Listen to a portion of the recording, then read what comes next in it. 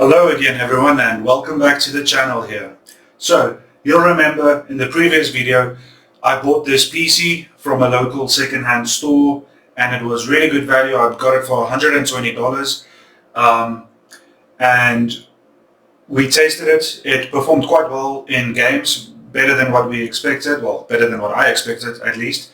And so I decided that in this video I'm going to take this as it is and I'm going to upgrade it to be a more competitive gaming PC that will be able to do HD 1080p gaming at decent refresh rates at high FPS, and we'll see for a really low budget. We'll keep the budget as low as we can. We'll see how well we can build this and what we can make of it. So what I'm going to be upgrading right now, I'm going to do this upgrade in parts. So for this one, I'm going to be adding a new chassis, a new power supply, because that's just a stock power supply, 400 watt, but it's not very good. I'm going to add a hard drive to this. We've already got the RAM in there, so that counts as an upgrade already. And I'm going to be adding a graphics card. So I'm going to do all of this. We're going to make it a really nice looking, nice performing gaming PC, and it's going to be really cheap. I'm not sure at this point exactly what the cost would be, but I'm going to try and keep it as low as I can. So let's get to it. For the next part, I'm going to show you the parts that I'm going to be added. So for the parts, some of them are going to be second-hand, some of them are going to be new. So let's do that. Pretty excited to show you this PC. I think it's going to turn out amazing. Stay with me. So the first PC part that we're going to be replacing is the chassis. Now, this chassis is the Antec AX20, and I found recently that Antec have just been hitting it out of the park with their budget options. This cost $20. That's nuts. It's insane the value you get out of Antec products nowadays. And this is not the first time I've bought an Antec budget case, and it's been really good. So obviously it's budget. There's going to be some things that are budget oriented.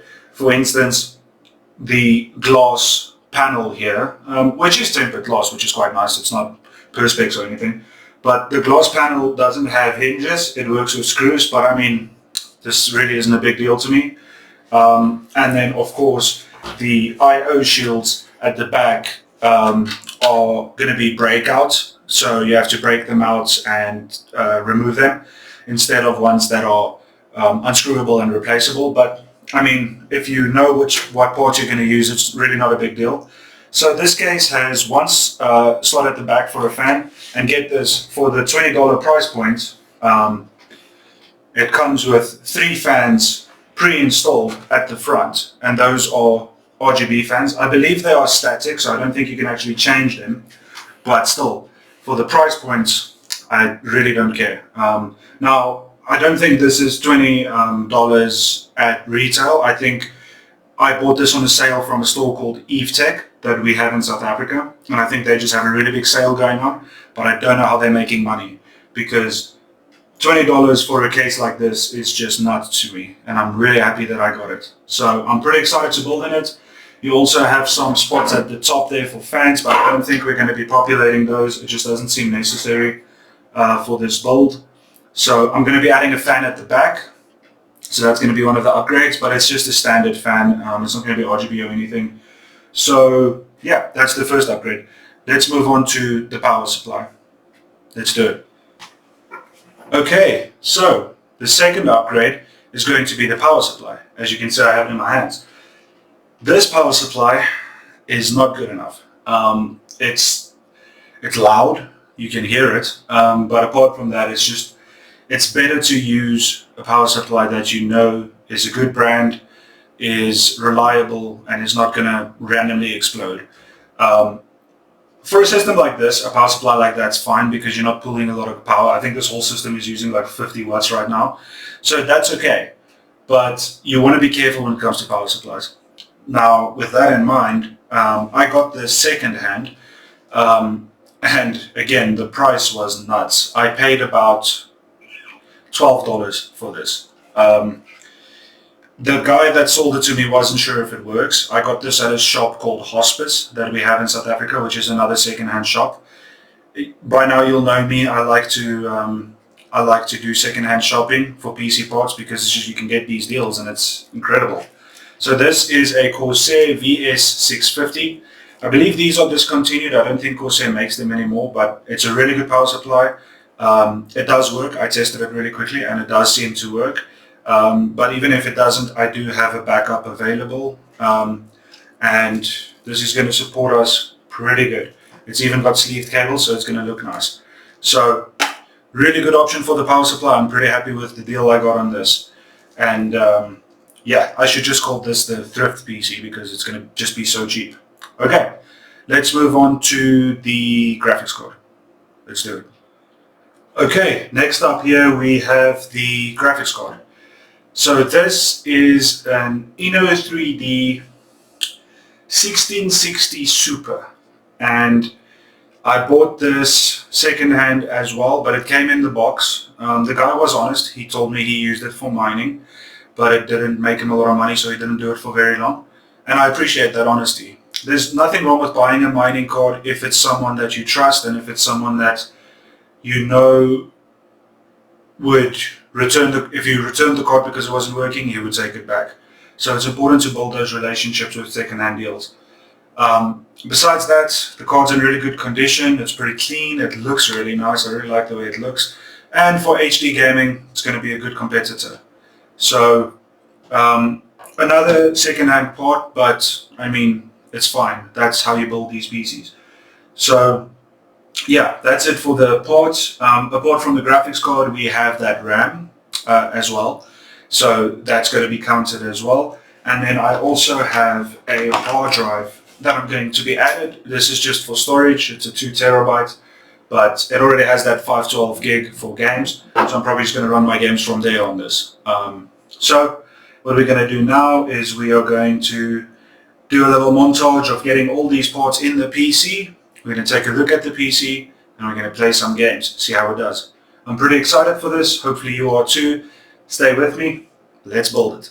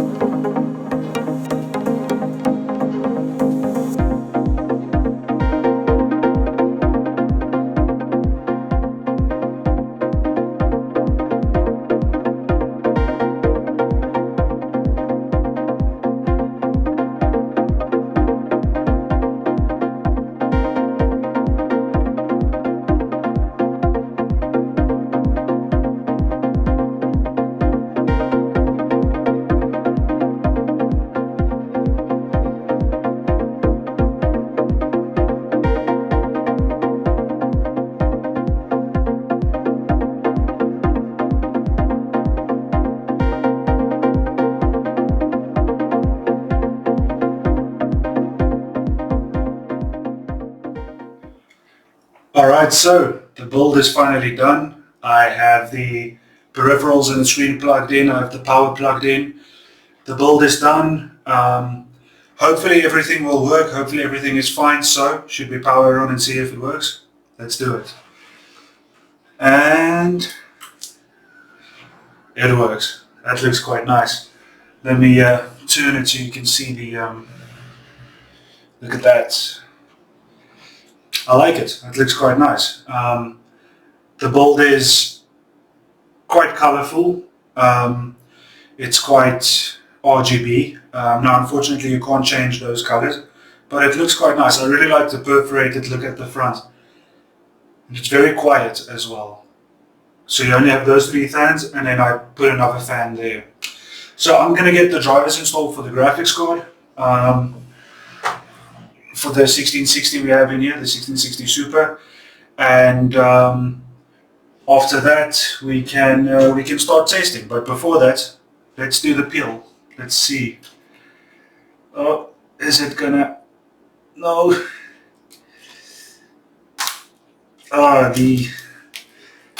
No.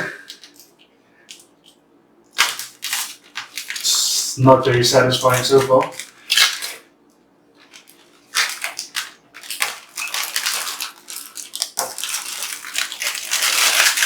I probably should have taken off the screws before doing the peel. So let me get the rest of that off and let's test it. Let's do it. Alright, let's start out with some Hitman 1 and let's see how that goes. So this is running on maximum graphics at HD. Doing pretty well, getting 60 FPS. Using around 4.5 gigs of VRAM. Around 7.5 gigs of normal RAM. 47 degrees on the CPU, 36 degrees on the GPU, and yeah, nothing is really working extremely hard right now. CPU is at 40% utilization, GPU is at 50%, so at least we don't really have a bottleneck going on, which is always a positive. You want to get these stats as close as possible to each other because then you know, okay, my CPU and my GPU are working well together and there's no component that's too good for the other one, so to say. So yeah, it's looking pretty good at this point in time. Still around that 60 FPS mark, getting around 16 milliseconds of frame time. That's pretty good, and yeah, overall just a good result. It's definitely more than playable. I do wonder if it's capped at 60 FPS. I think perhaps VSync is turned on, so we're getting that 60 FPS cap there because the screen's refresh rate is only 60 FPS. So I guess it could have been even better, but yeah, it does drop below 60 FPS in some scenes, but not generally. So a computer like this will definitely play a game like Hitman very well. Let's move on to the next benchmark here. Okay, getting into the Shadow of the Tomb Raider benchmark here, and wow, excellent result so far. It makes me think we definitely had VSync on in that Hitman test, because this is going from 60 to 110 FPS, and this is running at HD high graphics. So yeah, so far a really good result in the high 80s, high 70s, low 80s for the most part. And wow, this GPU doesn't use a lot of power, does it? Pulling around 80 watts right now, and the CPU is only pulling around 20 watts. So this is really not pulling a lot of power. This is pulling as much as, say, a PS5 or even a little bit lower, to be honest. And now this GPU doesn't quite match up to a 6700 XT, which is which is the equivalent GPU of a PS5. But this computer would sit somewhere between a Series S and a Series X. So it's a good PC. It's doing really well at HD, still getting 80 and above for the most part. Using around 4.5 gigs of VRAM there. I know it's a little bit difficult to see on the screen. One of these days I'll get a good camera. And using around 8 gigs of RAM. The temperatures are rising a little bit. GPU's at 55 degrees, which is still really low for computer gaming. CPU's at 60 degrees, also really low, so no worries there. This case is doing a really good job of cooling all the components in here. We had that pop in there for a second, but we've got 32 gigs of 3200 megahertz RAM, so it was only really a second. And still, the FPS is extremely high. It's around 110 now. I know it's a little bit difficult to see because of the white, because of the gamma, but yeah, it's a really good result. It's around 80 now. And yeah, I'm really impressed with the performance. It's doing extremely well, and for the price of a system like this, I don't remember exactly what the price is now, but it's pretty cheap. You know, you can, if you know what you're doing and you know where to look, you can get a lot done for a good price. Is basically where I'm coming from. So I'm really impressed with this. I think it's a really good result. Getting an average of around like 80 FPS at high graphics at HD. Yeah, really good. Let's move on to the next one. Let's do it.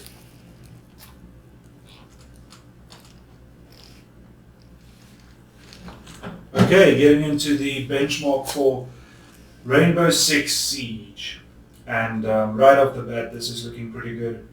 Getting around 200 FPS, 220, 230, 50, pretty good results so far. So this is running on Ultra, on HD, no upscaling of any kind, and yeah, obviously this is more than playable. So with these kinds of esports titles, you're going to get really good results with a PC like this.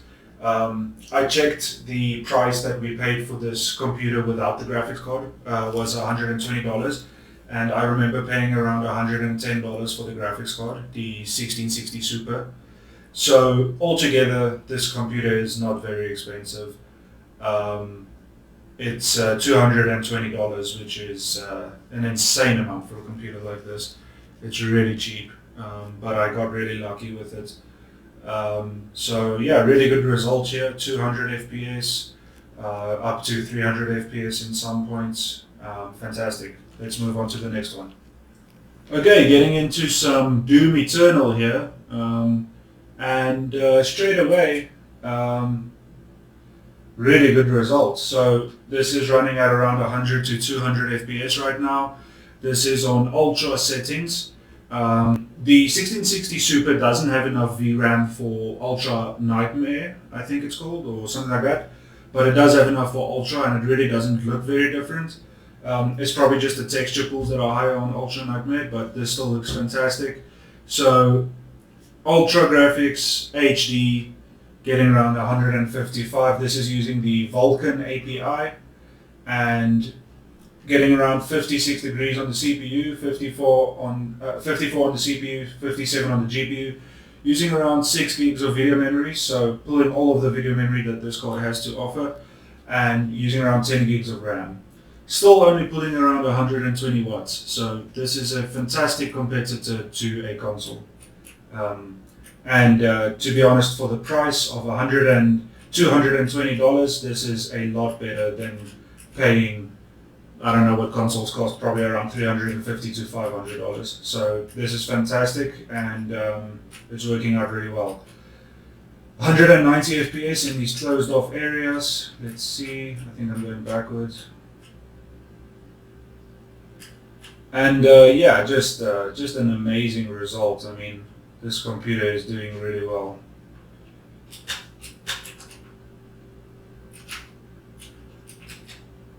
Let's see how it does in combat. Getting around 115 now. Getting around 130. Still a really good result. Again, still around that 130 mark. Lots of stuff going on, lots of combat happening. Good looking game, obviously. Very colorful, very bright. And yeah, I mean, these temperatures are amazing as well, and that's a testament to this case. I forget the name, but it's the case that we featured in the previous video when we did this computer without the graphics card, and yeah, just a really good looking case, and still at around 140 FPS. So I'm super impressed with this. Like, this is more than what a Series S would get.